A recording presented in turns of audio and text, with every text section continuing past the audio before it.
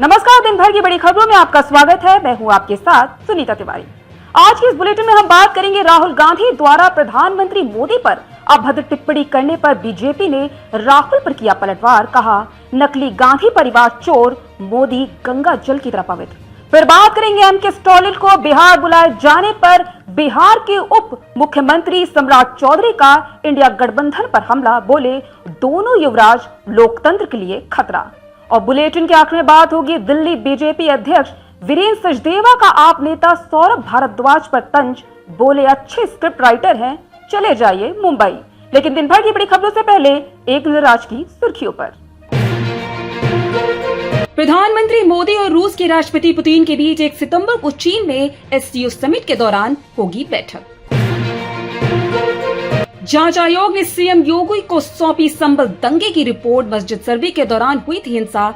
78 साल में 30% घटी हिंदुओं की आबादी। संभल मामले में जांच कमेटी की चौंकाने वाली आई रिपोर्ट।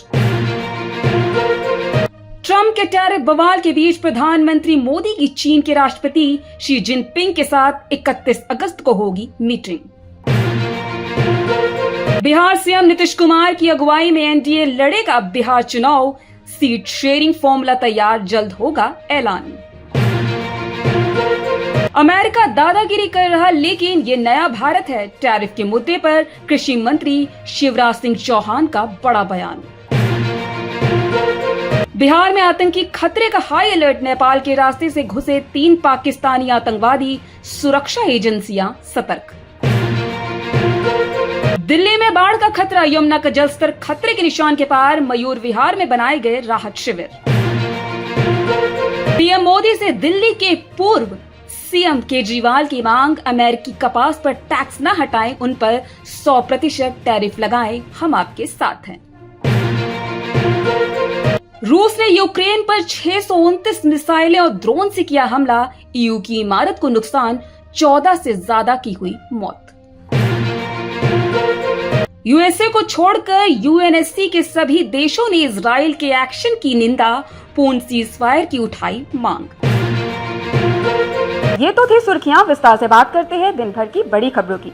भारतीय जनता पार्टी ने प्रधानमंत्री नरेंद्र मोदी को गंगा जल की तरह पवित्र बताया और गुजरात मॉडल की आलोचना के लिए कांग्रेस नेता राहुल गांधी पर पलटवार करते हुए आरोप लगाया कि गांधी परिवार सबसे भ्रष्ट और चोर परिवार है। बता दें कि राहुल गांधी ने बिहार में जनसभा के दौरान आरोप लगाया कि मोदी के मुख्यमंत्री रहते भाजपा ने जिस गुजरात मॉडल को विकास का नमूना बताया, वो वोट चोरी का मॉडल है। आइए जानते इस रिपोर्ट में।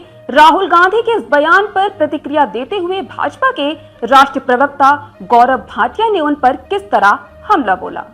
बता दें कि भाजपा के राष्ट्रीय प्रवक्ता गौरव भाटिया ने आरोप लगाया, अगर कोई परिवार सबसे भ्रष्ट और चोर है तो वह नकली गांधी परिवार है। सोनिया गांधी, रॉबर्ट वाड्रा और राहुल गांधी भ्रष्टाचार के मामलों में जमानत पर हैं। उन्होंने कहा, राहुल गांधी को याद रखना चाहिए कि प्रधानमंत्री मोदी के खिलाफ उनके चौकीदार चोर है के नारे का किस तरह उल्टा असर हुआ था। भाजपा प्रवक्ता ने कहा कि मोदी गंगा जल की तरह पवित्र हैं और जनता की सेवा के लिए पूरी तरह समर्पित हैं। उन्होंने राहुल गांधी पर उनकी सभाओं में प्रधानमंत्री के खिलाफ निराधार आरोप लगाने और अभद्र भाषा का इस्तेमाल करने का आरोप लगाया है। भाटिया ने कहा कि कांग्रेस नेता ने 2019 के लोकसभा चुनाव के दौरान प्रधानमंत्री के खिलाफ चौकीदार चोर है अभियान चलाया था, लेकिन जनता ने राहुल गांधी की पार्टी को करारी शिकस्त दी और सुप्रीम कोर्ट की टिप्पणी को गलत तरीके से प्रस्तुत करने के लिए उन्हें माफी भी मांगनी पड़ी थी। गांधी परिवार भ्रष्ट और झूठा है। भाटिया ने पत्रकार से बात करते हुए लोकसभा में विपक्ष के नेता पर आरोप लगाया कि वह संवैधानिक पदों पर आसीन प्रधानमंत्री नरेंद्र मोदी और गृह मंत्री अमित शाह जैसे लोगों के खिलाफ आम मर्यादित भाषा का इस्तेमाल कर रहे हैं। साथ ही बिहार में कथित वोट चोरी के खिलाफ अपने अभियान में ऐसे नेताओं को शामिल कर रहे हैं जिन्होंने पहले राज्य के लोगों को लेकर आपत्तिजनक टिप्पणियां की थी। उन्होंने कहा कि तमिलनाडु के मुख्यमंत्री और डीएमके प्रमुख एमके स्टालिन, तेलंगाना के मुख्यमंत्री रेवंत रेड्डी और पंजाब के पूर्व मुख्यमंत्री चरणजीत सिंह चन्नी जैसे नेता जिन्होंने बिहार के लोगों का अपमान किया है, उन्हें राहुल गांधी अपने कार्यक्रम में स्टार प्रचारक बना रहे हैं। भाजपा नेता ने कहा, कांग्रेस इन नेताओं का सम्मान दे रही है, लेकिन बिहार के लोग अक्टूबर-नवंबर में प्रस्तावित राज्य विधानसभा चुनाव में पार्टी को मुंहतोड़ जवाब देंगे। भाटिया ने कहा कि भाजपा बिहार का अपमान बर्दाश्त नहीं करेगी और इस मामले में बड़ा अभियान भी चलाएगी। राहुल तेजस्वी की वोटर अधिकार यात्रा बुधवार को दरभंगा पहुंची थी, जहां तमिलनाडु के मुख्यमंत्री एम.के. स्टालिन भी शामिल हुए।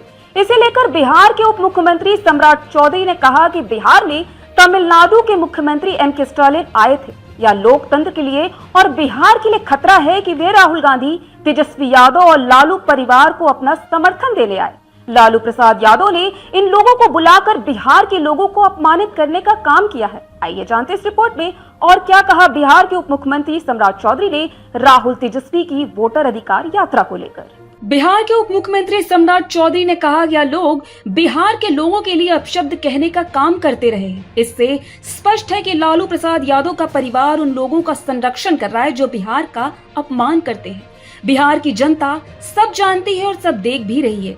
एनडीए के साथ बिहार की जनता है और दोनों युवराज जो लोकतंत्र के लिए खतरा है, उन्हें जनता सबक सिखा कर रहेगी। मालूम हो कि इससे पहले डिप्टी सीएम विजय सिन्हा ने भी तेलंगाना के सीएम रेवंत रेड्डी के बिहार आने को लेकर तेजस्वी पर बड़ा हमला बोला था। उन्होंने कहा, वह जंगल राज के युवराज, धिक्कार है आप पर। बिहार की अस्मिता और स्वाभिमान पर हमला करने वाले नेताओं को आप मंच दे रहे हैं।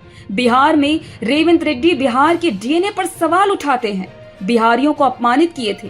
प्रियंका गांधी ने बिहार के लोगों के लिए अपने ही एक नेता के जरिए मंच से की गई अभद्र और अपमानजनक टिप्पणी पर तालियां बजाकर मजाक उड़ाया था। वहीं बिहार वोटर अधिकार यात्रा में आए मुख्यमंत्री एम.के. स्टालिन ने लालू यादव की जमकर तारीफ की और कहा, वे देश के प्रमुख नेताओं में से एक हैं। वो हमारे नेता करुणानिधि के बहुत अच्छे दोस्त थे। लालू प्रसाद यादव भाजपा से कभी नहीं डरे। उनसे प्रेरणा लेते हुए उनके बेटे तेजस्वी यादव भी उनके नक्शे कदम पर चल रहे हैं। दिल्ली में आम आदमी पार्टी और बीजेपी के बीच आरोप प्रत्यारोप की राजनीति लगातार जारी है और दोनों ही दल एक दूसरे पर हमला करने का एक भी मौका नहीं छोड़ना चाहते। जहां आप नेता सौरभ भारद्वाज ने जांच एजेंसियों द्वारा अस्पताल निर्माण घोटाला मामले में उनसे पूछताछ के बाद इसे आपके नेताओं के खिलाफ साजिश का हिस्सा बताते हुए बीजेपी और पीएम मोदी पर निशाना साधा था, तो वहीं बीजेपी ने भी उन पर पलटवार करते हुए उनकी प्रेस वार्ता को नौटंकी बताते हुए बेरोजगार सौरभ भारद्वाज को अब काम मिल गया है कहकर तंज कसा है। आइए जानते इस रिपोर्ट में क्या कुछ है इस पूरी खबर में। दिल्ली बीजेपी अध्यक्ष वीरेंद्र सचदेवा ने आम आदमी पार्टी के दिल्ली अध्यक्ष एवं पूर्व मंत्री सौरभ भारद्वाज की प्रेस वार्ता को सिरे से खारिज करते हुए इसे आप और इसके नेता की नौटंकी बताया है।